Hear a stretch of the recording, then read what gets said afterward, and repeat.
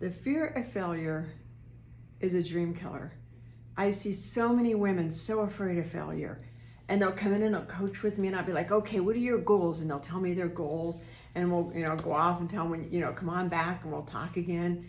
And they'll come back and I'll be like, what happened? They'll be like, well, I didn't do it because of this, this, and this. And it comes down to the fear of failure.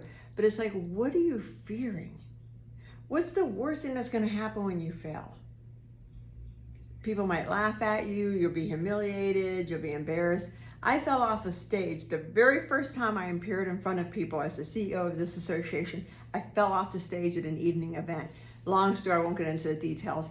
I was devastated. I thought, oh my God, I'll never overcome this. And one of my millionaire friends came up to me later and she said, Karen, in a couple days, people are going to forget about this, but it'll stay with you forever. So it all depends on how you're going to allow this to define you. Are you going to say, oh my gosh, it's embarrassing, I'll never be able to get out in front of people again? Or will you be able to say, well, it happens, and use it as a punchline? She says, it's up to you, because every time something goes wrong, it's how you define it. She goes, now somebody may remember this, who knows? And they may run up to you 20 years from now and say, I remember when you fell off the stage. She goes, and you're going to either have a choice to shrink or look at it and start laughing and say, yeah, I know, and it hurt. And it did hurt.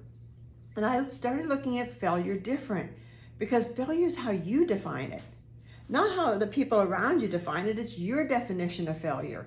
And I think so many, especially as women, we have this built-in thing that says don't fail, because you'll fail in front of everybody and you'll never be able to overcome it. And that's not true, because of course you can overcome it. And there's ways to get around it. There's ways to say to yourself, if I fail, that's another way not to do something. And I can't tell you how many times I've used that. I'll get up and I'll be talking about somebody and somebody will be like, Karen, that statistic's wrong, it's changed. And I'll look at people, I'll look at the audience and say, well, that's another way not to do something. Or I'll internally say to myself, well, that's another way not to do it, and keep going. Because if you allow fear to get in your way, you're never going to accomplish your dreams. You're going to get stuck.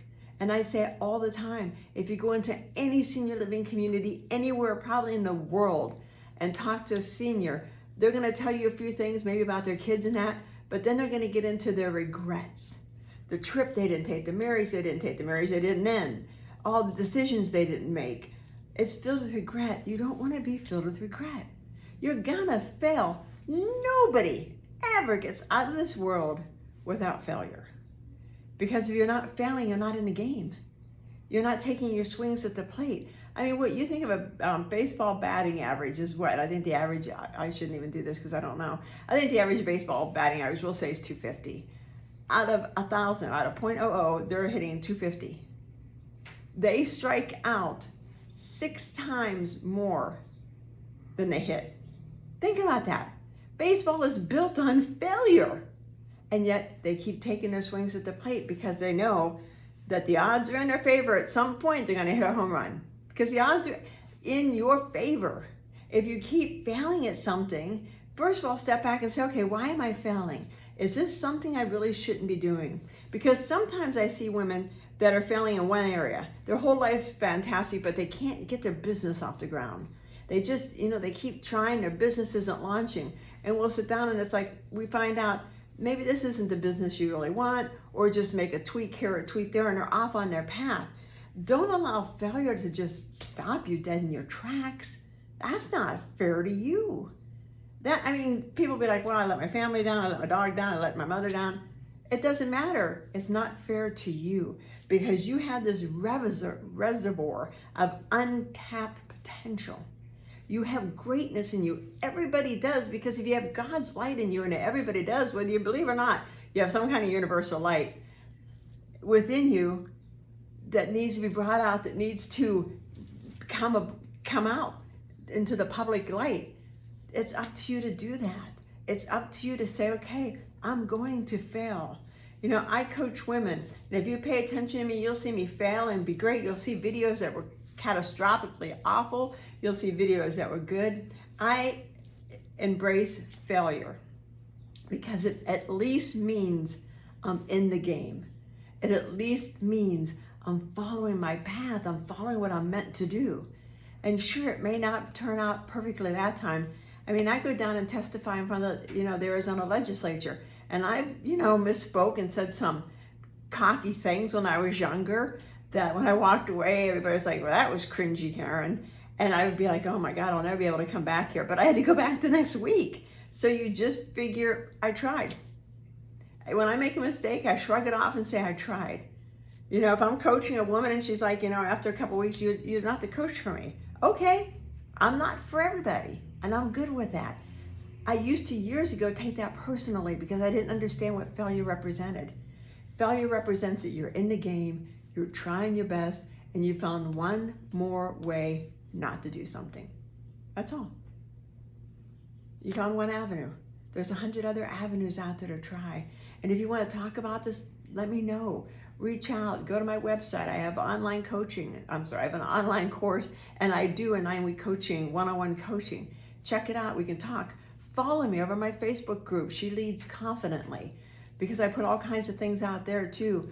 My goal in this world is to create 1 million, 2 million, 10 million women leaders who are willing to put themselves out there, that are willing to state their cause, whether it's popular or unpopular, loved or unloved, to state their voice. I mean, we see guys do this all the time. I'll turn on the TV and I won't talk about who they are, but I saw this one guy who just randomly shoots 2 people a couple of years ago and gets off with it, begging for money because he says, all the lawyers keep suing me. Women wouldn't do that. A woman would be like, oh no, I got off with it, I'm gonna let it go. Not guys, they get filled with bravado and they keep going. We need that. That's why we need men in our lives. I was talking to a woman, she's like, I love surrounding myself in women.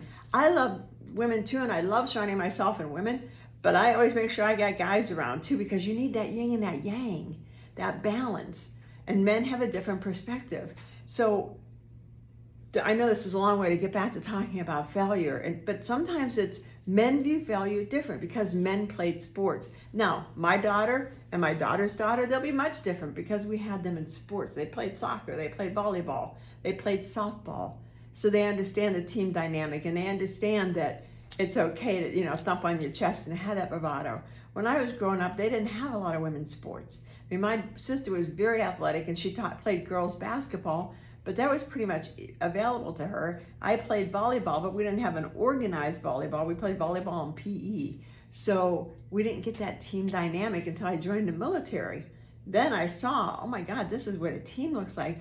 And I got to see, because being a medic, I was, mostly with, it was a great mix of men and women. So I got to see how they both interact, how they both look at things. It was fantastic. It's a great study of human dynamics, which if you follow me, I love human dynamics. So don't allow failure to cripple you. Just don't allow it.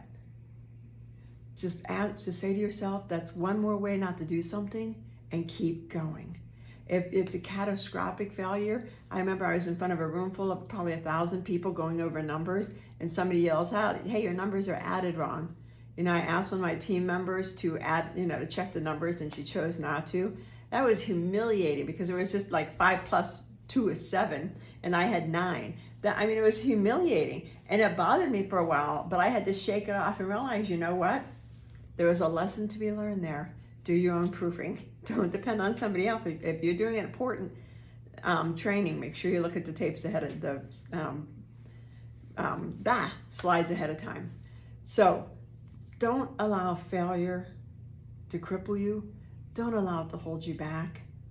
Get in there, take your swings at the plate, do the best you can do. If you're paralyzed with failure, and I have a lot of clients that come to me who are paralyzed with failure, and I love when they come to me and I can help them. I had one who was so paralyzed with failure over relationships, and my God, she has the most beautiful relationships, getting ready to get married, and she had had such bad relationships with men. She didn't trust. We worked together. She understood where the failure was coming and what she was doing. It's amazing when you realize that failure is self-created. So I hope this helped you guys. If you have any questions, let me know. If you're watching this on YouTube, DM me. If you're interested in working with me, check out my website, KarenBarno.com, and check out the programs I have offered, or go to my free group, She Leads Confidently, and have a great day, y'all.